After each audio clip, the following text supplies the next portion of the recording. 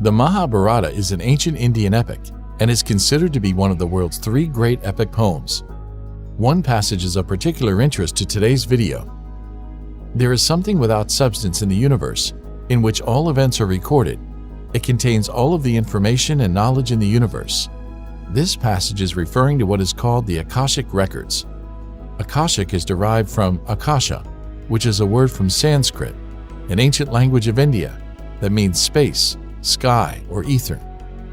The Akashic Records are said to be omniscient or all-knowing, and the concept or existence of omniscience exists in the beliefs and religions of people all over the world.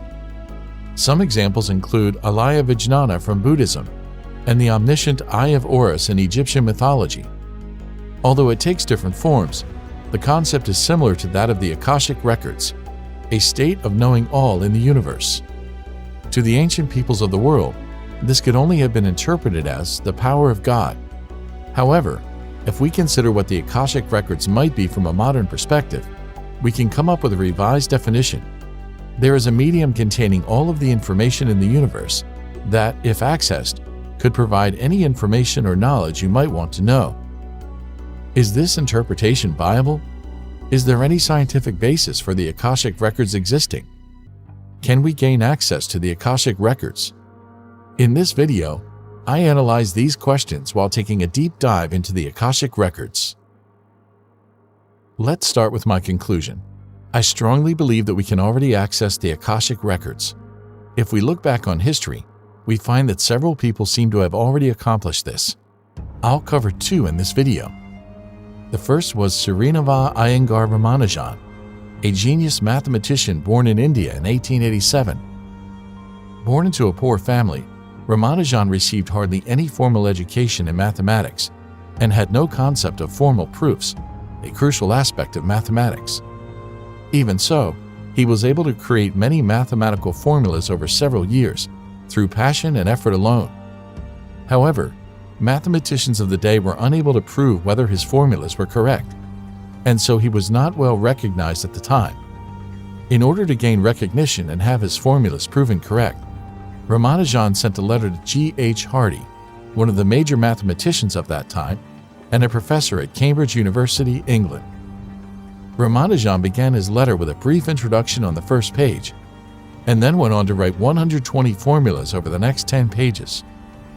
Hardy began reading the letter with some skepticism, but was soon blown away by what he read. Some formulas recreated some of Hardy's own unpublished research results, while others were so advanced that Hardy couldn't even determine whether they were correct. Convinced that the man who wrote the letter must be an unparalleled genius, Hardy invited Ramanujan to England. When the 2 men first met, Hardy realized immediately that Ramanujan was fundamentally different from the typical mathematician. Most notably, Ramanujan was unable to prove his own formulas. Hardy asked how he discovered the formulas. Ramanujan simply replied that they were revealed to him while sleeping by a Hindu goddess called Namagiri Thayar.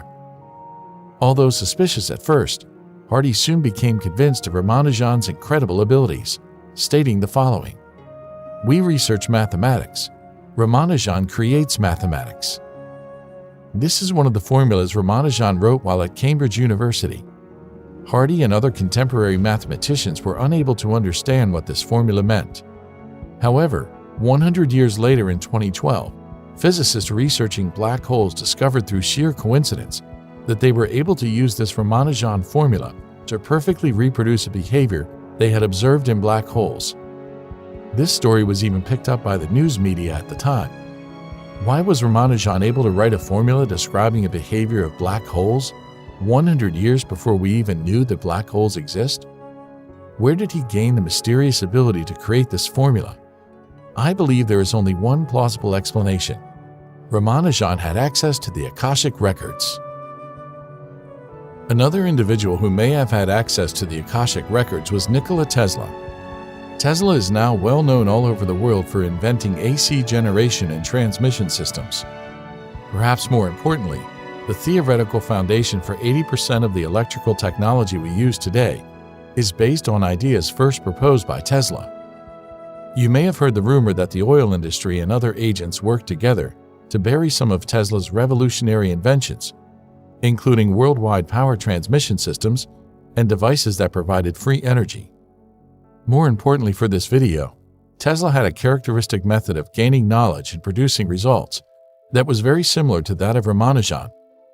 When building a complicated system or machine, Tesla always skipped the design phase and would just begin prototyping or building. When asked why, Tesla responded that he had already envisioned the configuration or structure of the system in his mind, and that completing the system was simply a matter of reproducing that vision. Tesla once said something particularly profound. "My brain is only a receiver. In the universe there is a core from which we obtain knowledge, strength, and inspiration. I have not penetrated into the secrets of this core, but I know that it exists." Tesla seems here to be describing the Akashic Records themselves. Is there any scientific basis for the Akashic Records existing? Let's take a look. I'll start by discussing physics, which may not seem to have any connection with the Akashic Records. Stay with me till the end though, because this gets very interesting. Physically speaking, a substance contains various types of information. For example, different substances will have different types and arrangements of atoms. A diamond is composed of carbon atoms arranged tetrahedrally, while the lead used in a mechanical pencil is composed of carbon atoms arranged in layers. The type and arrangement of atoms is therefore a type of information.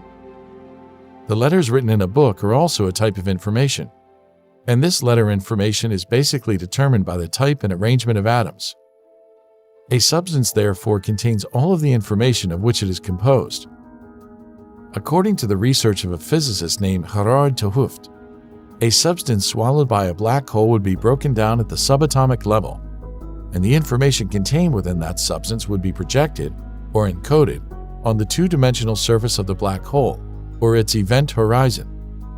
The method used to project or encode this information is very similar to a technique for projecting a three-dimensional image on a two-dimensional photograph called holography. And so when this phenomenon occurs in black holes, it is called the holographic principle. Although a substance swallowed by a black hole would itself be broken down, an individual with the proper technology watching this from outside the black hole should be able to reconstruct the entire substance, as all of its information is encoded on the two-dimensional surface of the black hole. The universe is subject to the same physical laws as black holes, so information must be projected similarly throughout the universe. In other words, the information contained in you and me, and in everyone and everything in the universe, is projected on a two-dimensional plane called the cosmological horizon. This cosmological horizon is a medium containing all information, and this plane itself is the Akashic Records. Where is this cosmological horizon located? Like with the surface of a black hole, it would be the surface covering the entire universe, and would be located at a nearly infinite distance away from us theoretically. So, how did Ramanujan and Tesla gain access to information from the cosmological horizon? What follows is my personal opinion, devoid of any scientific basis. You may have heard of a part of the brain called the pineal gland. According to research in evolutionary biology, pineal gland cells are very similar to the photoreceptor cells in our eyes and have the same origin as our retinal cells. It's thought that our pineal glands are the atrophied forms of major organs that were present in the brains of our ancestors. Many mythologies and religions have legends about third eyes, and this concept represents the original form of our pineal glands. The pineal gland was originally used to read information from the Akashic Records. Upon accessing the Akashic Records with one's pineal gland, information is converted into optical signals, which are then projected on photoreceptor cells in the pineal gland. This creates an image in the mind, allowing for information to be read. I already mentioned that Tesla skipped the design stage when building a device, because he had already envisioned the completed device in his mind. What's more, the eye was used in Egyptian mythology to represent the concept of omniscience. This suggests that the pineal gland may have been used to access the Akashic Records. As I mentioned in my Type 1 through 7 civilizations video, our Level 0.7 civilization may have been created by a Type 4 civilization, or even a more advanced civilization. The functionality of our incomplete pineal glands may have been deliberately stunted when we were created by Type 4 life forms. Why? They may have feared they would be unable to control their creation if given the same abilities. Can you access the Akashic Records? If so, please leave a comment. Thank you for watching.